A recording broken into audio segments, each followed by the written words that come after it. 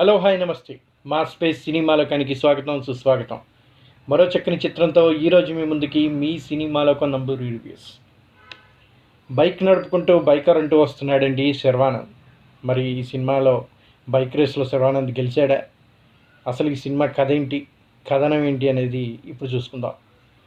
తారాగణం విషయానికి వస్తే Sharwanand, hero Rajasekhar, Malavika Nair, Brahmaji, Atul Kulkarni. Zebra సంగీతం, రచనా దర్శకత్వం అభిలాష్ రెడ్డి. యువి క్రియేషన్ సంస్థ సమర్పణలో వచ్చినటువంటి ఈ సినిమా ఎలా ఉందో ఇప్పుడు చూసుకుందాం. భారతీయ తొలి మోటోక్రాస్ రేసింగ్ సినిమాగా బైకర్ విడుదలకు ముందే అందరి దృష్టిని ఆకర్షించింది.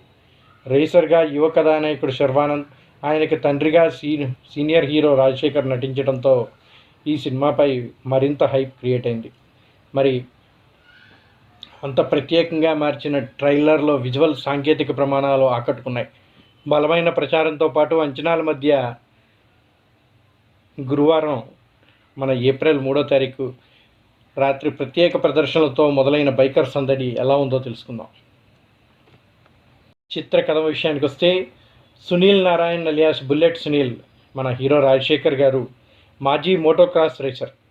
క్రికెటే కాకుండా భారతదేశంలో మోటోక్రాస్ రేసింగ్ క్రీడకు గుర్తింపు తీసుకురావాలనేది ఆయన తపన.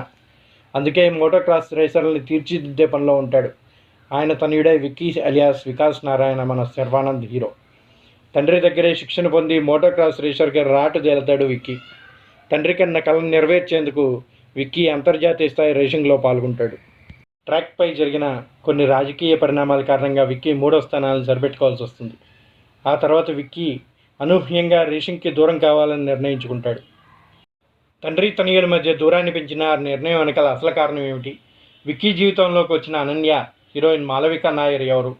కొన్నేళ్ల పాటు రేసింగ్కి కన్నా తండ్రికి దూరంగా గడిపిన విక్కీ మళ్ళీ ట్రాక్ పైకి రావాలనుకోవడానికి దారితీసిన పరిస్థితులు ఎలాంటివి? తండ్రి తనయులు మళ్ళీ కలిశారా లేదా తదితర విషయాలు తెలియాలంటే సినిమా చూడాల్సిందే.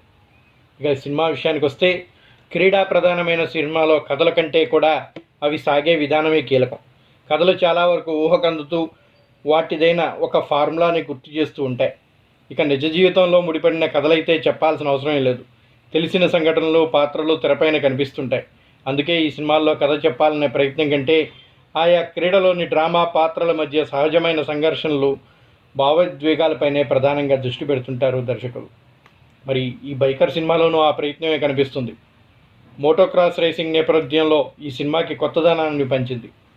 రేసింగ్ సన్నివేశాల్ని విజువల్గా అత్యున్నత ప్రమాణాలతోనూ థ్రిల్లింగ్గాను తెరపైకి తీసుకొచ్చిన విధానం ఈ సినిమాకి కలిసి వచ్చిందని చెప్పాలి. అత్యంత కీలకమైన సంఘర్షణలు, భావోద్వేగ కోణమే అంతగా ప్రభావం చూపించలేదు.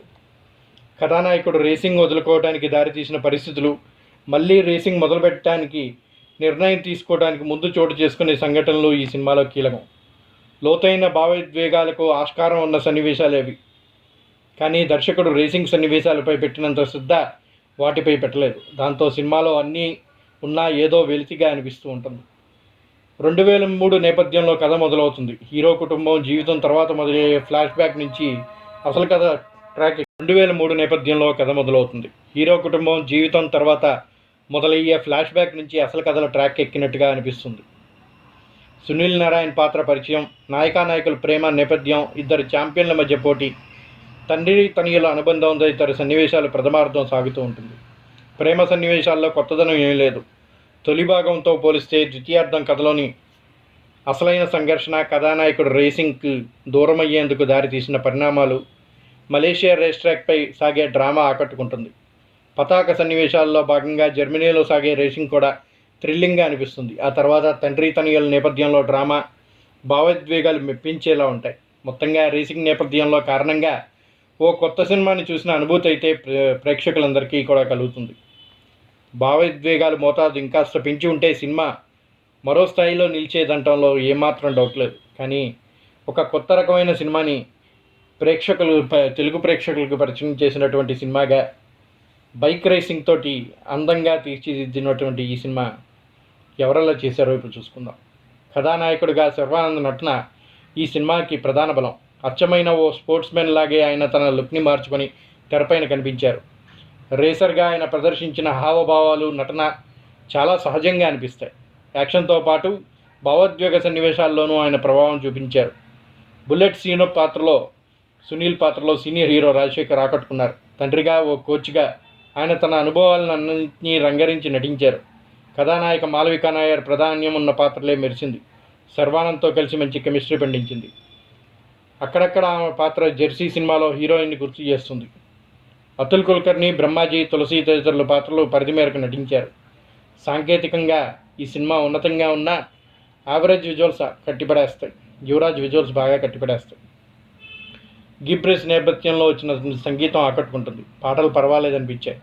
దర్శకుడు అభిలాష్ రెడ్డి మోటోక్రాస్ రేస్ని అథెంటిక్గా తెరపై చూపించిన తీరు మెప్పిస్తుంది. ప్రతి కొడుక్కి యుద్ధంలో నాన్నే మొదటి సైనికుడు. చీకటి గదిలో ఎవరో రాసిన కథలో చూడటానికి నువ్వు అలవాటు పడిపోతే రేపు నీ కథ నువ్వు రాయలేవు. అలా అక్కడక్కడ మాటలతో మెరుపు కనిపిస్తుంది. చక్కని డైలాగ్ తోటి, మంచి ఉన్నతమైన నిర్మాణంతో బాగానే తీశారు ఈ సినిమాని. ముఖ్యంగా శర్వానంద్ నటన, రేసింగ్ నేపథ్యం, విజువల్స్ ఆకట్టుకుంటాయి. కథనంలో పెద్దగా ఏం లేకపోయినా కొంచెం భావోద్వేగాలు కొరవడంతో లోపంగా అనిపించిన బైకర్ రేస్లో థ్రిల్ పంచుతాడు. టాలీవుడ్లో మనం ముఖ్యంగా చూసుకుంటే ఇప్పటివరకు ఎన్నో స్పోర్ట్స్ డ్రామాలు వచ్చినా మోటోక్రాస్ రేసింగ్ అనే పాయింట్ని ఎవరూ టచ్ చేయలేదు. ఈ కొత్త నేపథ్యమే బైకర్ సినిమాకి ప్రధాన బలం. కథలో కొన్ని అంశాలు రొటీన్గా అనిపించినా తెలుగు తెరకి కొత్తదైన ఈ స్పోర్ట్స్ ప్రేక్షకుల్ని కట్టిపడేస్తుంది. రేసింగ్ సన్నివేశాలు చిత్రీకరించిన విధానం, యాక్షన్ కొరియోగ్రఫీ అద్భుతంగా ఉన్నాయి. కొన్ని సీన్స్ అయితే సీటు అంచున కూర్చోబెడతాయి. మన దగ్గర పెద్దగా పరిచయం లేని ఆటను ఎమోషన్తో ముడిపెట్టి సామాన్య ప్రేక్షకుడు కనెక్ట్ చేయడంలో దర్శకుడు సక్సెస్ అయ్యాడని చెప్పచ్చు. శర్వానంద్ లుక్ చాలా ఫిట్గా ఉంది.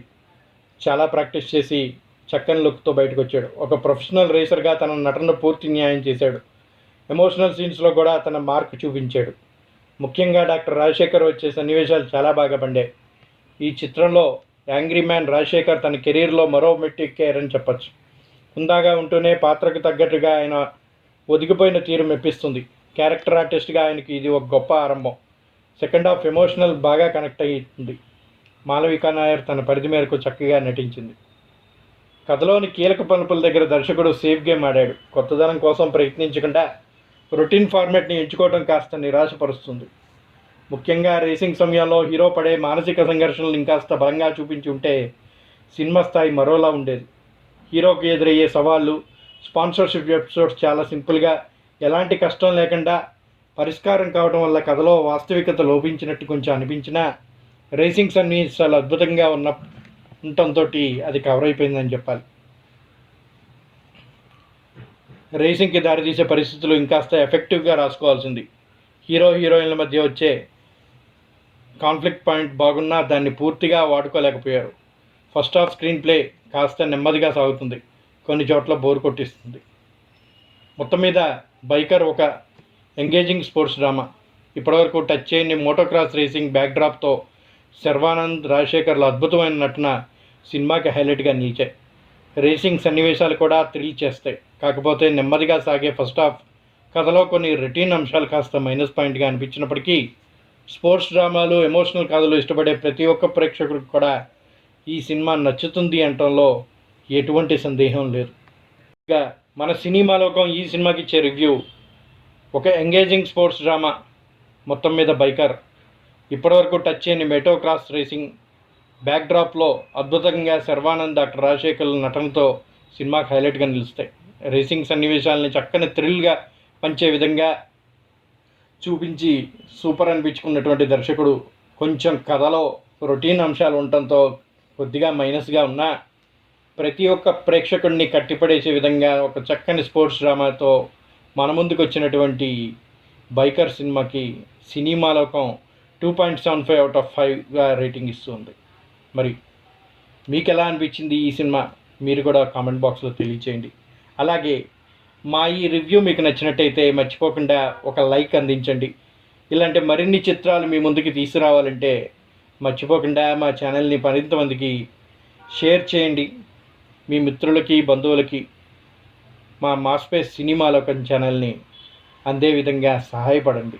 అలాగే ఇప్పటివరకు ఎవరన్నా సబ్స్క్రైబ్ చేసుకోకుండా ఉంటే దయచేసి సబ్స్క్రైబ్ చేసుకోండి. That's all for now. మరో చక్కని చిత్రంతో మళ్ళీ మీ ముందుకు వస్తాం. అప్పటిదాకా జై హింద్, జై భారత్. అందరూ కూడా మర్చిపోకుండా ఈ సినిమాని థియేటర్లో చూసి ఎంజాయ్ చేయండి. మంచి సౌండ్ ఎఫెక్ట్, చక్కని రేసింగ్ చూడాలనుకుంటే బైకర్ని మాత్రం మిస్ అవ్వద్దు. That's all for now. Signing off, మీ నంబూరి. జై హింద్, జై Bharat. Why hospitals choose Rosa Floris when hygiene can't be compromised? Each part of our papermaking process is in line with policies on sound environmental management.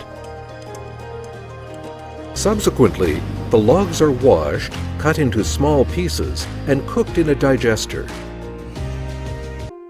It starts with natural plant fibers, carefully selected for their softness and absorbency. Our advanced technology labs transform these biodegradable materials that meet the highest hygiene standards into premium tissue products. From kitchen rolls to hospital bed rolls, Rosa Floris delivers the quality assurance that professionals trust.